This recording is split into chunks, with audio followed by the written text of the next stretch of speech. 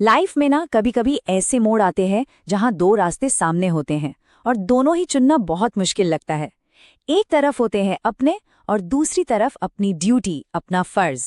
कुरुक्षेत्र के मैदान में अर्जुन बिल्कुल इसी कश्मकश में फंसे थे और तब कृष्णा ने उन्हें समझाया लाइफ का सबसे बड़ा विन विन फॉर्मूला। तो कहानी शुरू होती है अर्जुन के एक इमोशनल ब्रेकडाउन से। सोचकर देखिए, बैटलफील्ड में अपने ही गुरु, अपने ही भाई, अपने ही रिश्तेदार सब सामने खड़े हैं। उन्हें देखकर अर्जुन का दिल बैठ जाता है, उनके हाथों से उनका गांडीव धनुष तक छूट जाता है। पर यह डिलेमा सिर्फ अर्जुन का नहीं था, कहीं ना कहीं ये हम सबका है, क्योंकि कभी ना कभी हमें भी अपनों और फर्ज के बीच चूज करना ही पड़ता है। इस गहरी कंफ्यूजन को दूर करने के लिए कृष्ण कोई छोटी मोटी बात नहीं करते, वो सीधा अर्जुन को एक कॉस्मिक पर्सपेक्टिव देते हैं, जैसे जूम आउट करके पूरी बिग पिक्चर दिखाते हैं। मानो कह रहे हो, अर्जुन तुम बस इस एक मोमेंट में उलझ गए हो, चलो थोड़ा पीछे हटो और पूरी फिल्म देखो। कृष्णा समझाते हैं कि इस दुनिया में जन्म से पहले हर चीज, हर जीव अनमैनिफेस्टेड यानी इनविजिबल होता है। उसका ना कोई रूप होता है, ना कोई पहचान, वो बस एक पोटेंशियल है। फिर आता है बीच का हिस्सा, यानी हमारी लाइफ। ये बस थोड़ा सा टाइम है जब हम मैनिफेस्टेड यानी विजिबल होते हैं, हमें एक बॉडी मिलती है, हम अपने रोल प्ले करते हैं, पर ये सब बस थोड़ी देर के लिए है। और आखिर में डेथ के बाद वही बॉडी फिर से अनमैनिफेस्टेड या इनविजिबल हो जाती है। इसे ऐसे सोचिए जैसे एक बिल्डिंग जब टूटती है तो उसके सारे एटम्स वापस धरती में मिल जाते हैं, एनर्जी डिस्ट्रॉय नहीं होती, बस अपना फॉर्म बदल लेती है। कृष्णा का लॉजिक कितना सिंपल और पावरफुल है। वो कहते हैं, अर्जुन जब शुरुआत और अंत दोनों ही इनविजिबल हैं, तो इस बीच के थोड़े से विजिबल पार्ट के लिए इतना दुख क्यों, इतना रोना क्यों? इस एक सवाल में कितनी गहरी बात छुपी है, सोचा है कभी? बॉडी की इस टेम्पररी रियलिटी के बाद कृष्णा अब उस चीज की बात करते हैं जो परमानेंट है, जो हमेशा से थी और हमेशा रहेगी। वो है आत्मा।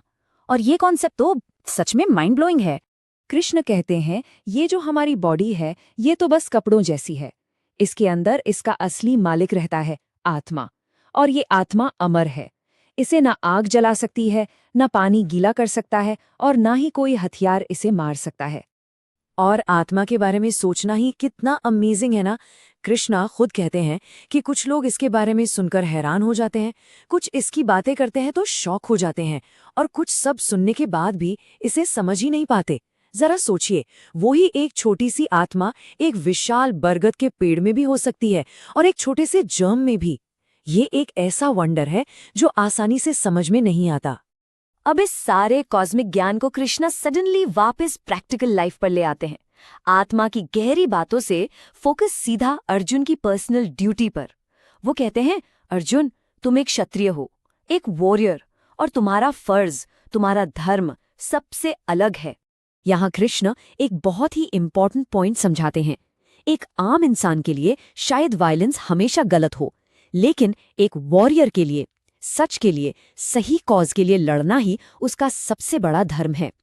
बैटलफील्ड में नॉन वायलेंस की बात करना, ये एक फूल्स फिलॉसफी है। इनफैक्ट कृष्णा कहते हैं कि अर्जुन तुम्हें तो इस बात से दुखी नहीं बल्कि खुश होना चाहिए। ऐसा धर्म युद्ध लड़ने का मौका तो बहुत किस्मत वाले वॉरियर्स को मिलता है। ये अपॉर्चुनिटी उनके लिए स्वर्ग के दरवाजे खोल देती है।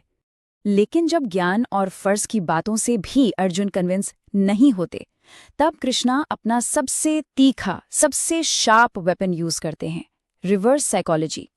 वो अर्जुन को उस चीज का डर दिखाते हैं जिससे एक इज्जतदार इंसान सबसे ज्यादा डरता है, बदनामी। और ये लाइन, इसमें एक अलग ही वजन है। एक सम्मानित इंसान के लिए अपमान मौत से भी बुरा होता है। अर्जुन जैसा महान योद्धा जिसे सब इतनी रिस्पेक्ट देते थे, वो बदनामी का बोझ भला कैसे उठाता? कृष्ण जैसे अर्जुन के माइंड को रीड करके उनके सबसे बड़े डर को आवाज दे रहे थे। वो कहते हैं, सोचो अर्जुन, तुम्हारे दुश्मन दुर्योधन और कर्ण क्या कहेंगे? वो ये नहीं कहेंगे कि तुम दया से पीछे हटे, वो कहेंगे तुम डर के मारे भाग गए। वो तुम्हारी काबिलियत का मजाक उड़ाएंगे, तुम्हें कायर बुलाएंगे। और उस दर्द से बड़ा दर्द और क्या हो सकता है? तो अब जब अर्जुन के सारे डाउट्स, सारे फियर्स एड्रेस हो चुके हैं, तब कृष्णा उनके सामने रखते हैं अपना फाइनल लॉजिक, एक ऐसा फॉर्मूला जिसमें हार का तो कोई चांस ही नहीं है, the ultimate win win solution. और लॉजिक देखिए कितना क्रिस्टल क्लियर है। कृष्णा कहते हैं, अर्जुन उठो और लड़ो, क्योंकि अगर तुम मारे गए तो वीर गति पाकर सीधा स्वर्ग जाओगे, और अगर जीत गए तो इस धरती पर राज करोगे। मतलब हर हाल में जीत सिर्फ तुम्हारी ही है। लेकिन एक आखिरी सवाल अब भी मन में था, इस फाइटिंग से जो पाप लगेगा, जो बैड कर्मा बनेगा, उसका क्या? और इसके जवाब में कृष्णा ने उन्हें इस पूरे खेल का अल्टीमेट चीट कोड दिया। कृष्ण कहते हैं, तुम बस लड़ने के लिए लड़ो, अपनी ड्यूटी के लिए।